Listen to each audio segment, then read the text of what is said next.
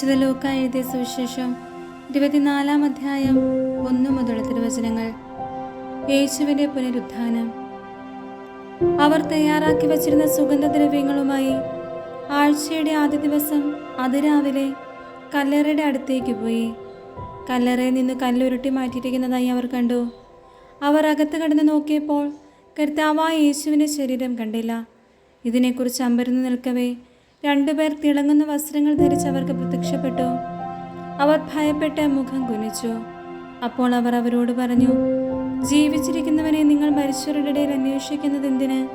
അവൻ ഇവിടെയില്ല, ഉയർപ്പിക്കപ്പെട്ടു. മനുഷ്യപുത്രൻ പാപികളുടെ കയ്യിൽ ഏൽപ്പിക്കപ്പെടുകയും ക്രൂശിക്കപ്പെടുകയും 3-ാം ദിവസം ഉയർത്തെഴുന്നേൽക്കുകയും ചെയ്യേണ്ടിയിരിക്കുന്നുവെന്ന് താൻ ഗലീലയിലായിരുന്നപ്പോൾ തന്നെ അവൻ നിങ്ങളോട് പറഞ്ഞത് ഓർമ്മിക്കുവിൻ.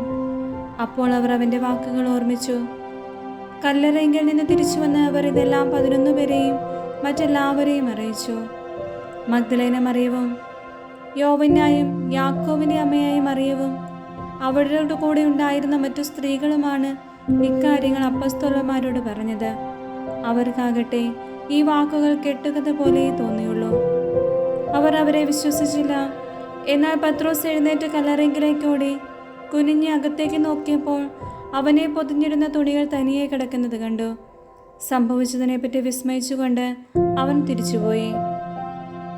എമ്മാവൂസിലേക്ക് പോയ ശിഷ്യന്മാർ.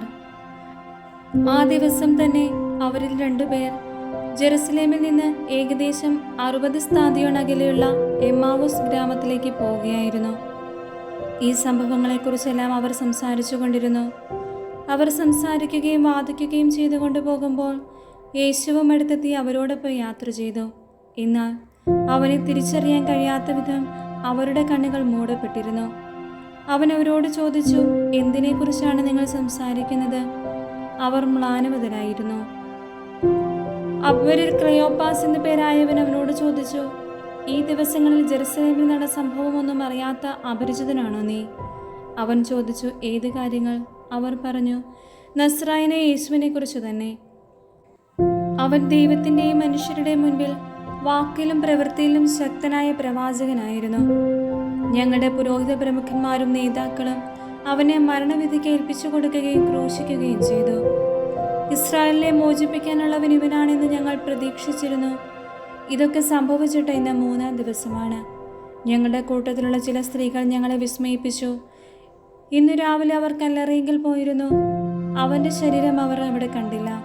അവർ തിരിച്ചു വന്ന് ഞങ്ങൾക്ക് ദൂതന്മാരുടെ ദർശനമുണ്ടായെന്ന് അവൻ ജീവിച്ചിരിക്കുന്നുവെന്ന് അറിയിച്ചുവെന്നും പറഞ്ഞു. ഞങ്ങളുടെ കൂടെ ഉണ്ടായിരുന്നവർ ചിലരും കല്ലറയിലേക്ക് പോയി.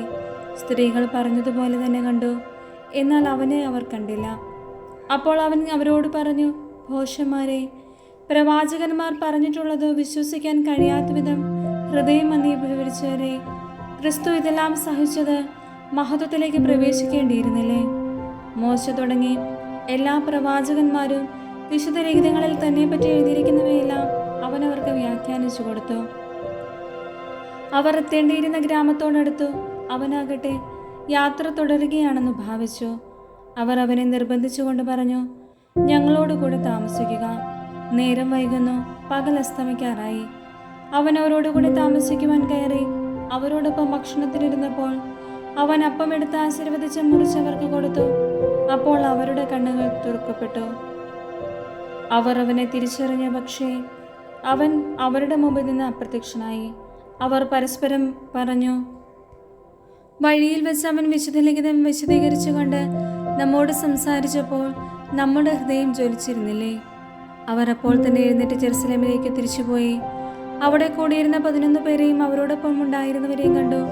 കർത്താവ് സത്യമായും ഉയർത്തെഴുന്നേറ്റു, ശിമിയോന് പ്രത്യക്ഷപ്പെട്ടുവെന്ന് അവർ പറഞ്ഞുകൊണ്ടിരിക്കുകയായിരുന്നു. വഴിയിൽ വെച്ച് സംഭവിച്ചതും അപ്പം മുറിക്കുമ്പോൾ തങ്ങൾ അവനെ തിരിച്ചറിഞ്ഞതും അവരും വിവരിച്ചു. യേശു ശിഷ്യഗണത്തിന് പ്രത്യക്ഷനാകുന്നു. അവർ ഇത് പറഞ്ഞുകൊണ്ടിരിക്കുമ്പോൾ യേശു അവരുടെ മധ്യേ പ്രത്യക്ഷനായി അവരോട് അരുളി ചെയ്തു, നിങ്ങൾക്ക് സമാധാനം. അവർ ഭയന്നു വിറച്ചു. ഭൂതത്തെയാണ് കാണുന്നതെന്ന് അവർ വിചാരിച്ചു. അവൻ അവരോട് ചോദിച്ചു, നിങ്ങൾ അസ്വസ്ഥരാകുന്നത് എന്തിന്?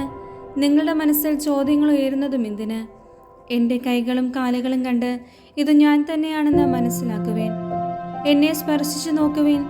എനിക്കുള്ളതുപോലെ മാംസവും അസ്ഥികളും ഭൂതത്തിനില്ലല്ലോ. എന്നിട്ടും അവർ സന്തോഷാധിക്യത്താൽ അവിശ്വസിക്കുകയും അത്ഭുതപ്പെടുകയും ചെയ്തപ്പോൾ അവൻ അവരോട് ചോദിച്ചു, ഇവിടെ ഭക്ഷിക്കാൻ എന്തെങ്കിലുമുണ്ടോ? ഒരു കഷ്ണം വറുത്ത മീൻ അവർ അവന് കൊടുത്തു. അവൻ അതെടുത്ത് അവരുടെ മുമ്പിൽ വെച്ച് ഭക്ഷിച്ചു. അവൻ അവരോട് പറഞ്ഞു, മോശയുടെ നിയമത്തിലും പ്രവാചകന്മാരിലും സങ്കീർത്തനങ്ങളിലും എന്നെക്കുറിച്ച് എഴുതപ്പെട്ടിരിക്കുന്നതെല്ലാം പൂർത്തിയാകേണ്ടിയിരിക്കുന്നുവെന്ന് ഞാൻ നിങ്ങളോട് കൂടി ആയിരുന്നപ്പോൾ പറഞ്ഞിട്ടുണ്ടല്ലോ. വിശുദ്ധ ലിഖിതങ്ങൾ ഗ്രഹിക്കാൻ തക്കവിധം അവരുടെ മനസ്സ് അവൻ തുറന്നു. അവൻ പറഞ്ഞു, ഇങ്ങനെ എഴുതപ്പെട്ടിരിക്കുന്നു, ക്രിസ്തു സഹിക്കുകയും 3-ാം ദിവസം മരിച്ചവരിൽ നിന്ന് ഉയർത്തെഴുന്നേൽക്കുകയും ചെയ്യണം. പാപമോചനത്തിലുള്ള അനുതാപം അവൻ്റെ നാമത്തിൽ ജെറുസലേമിൽ ആരംഭിച്ച് എല്ലാ ജനതകളോടും പ്രഘോഷിക്കപ്പെടേണ്ടിയിരിക്കുന്നു. നിങ്ങളവയ്ക്ക് സാക്ഷികളാണ്. ഇതാ, എൻ്റെ പിതാവിൻ്റെ വാഗ്ദാനം നിങ്ങളുടെ മേൽ ഞാൻ അയക്കുന്നു. ഉന്നതത്തിൽ നിന്ന് ശക്തി ധരിക്കുന്നത് വരെ നഗരത്തിൽ തന്നെ വസിക്കുവേൻ. യേശുവിന്റെ സ്വർഗാരോഹണം. അവനവരെ ബഥാനിയ അവരെ കൂട്ടിക്കൊണ്ടുപോയി കൈകൾ ഉയർത്തി അവരെ അനുഗ്രഹിച്ചുകൊണ്ടിരിക്കെ അവൻ അവരിൽ നിന്നും അറിയുകയും സ്വർഗത്തിലേക്ക് സംവഹിക്കപ്പെടുകയും ചെയ്തു. അവർ അവനെ ആരാധിച്ചു. അത്യന്തം ആനന്ദത്തോടെ ജെറുസലേമിലേക്ക് മടങ്ങി. അവർ ദൈവത്തെ സ്തുതിച്ചുകൊണ്ട് സദാസമയവും ദേവാലയത്തിൽ കഴിഞ്ഞുകൂടി.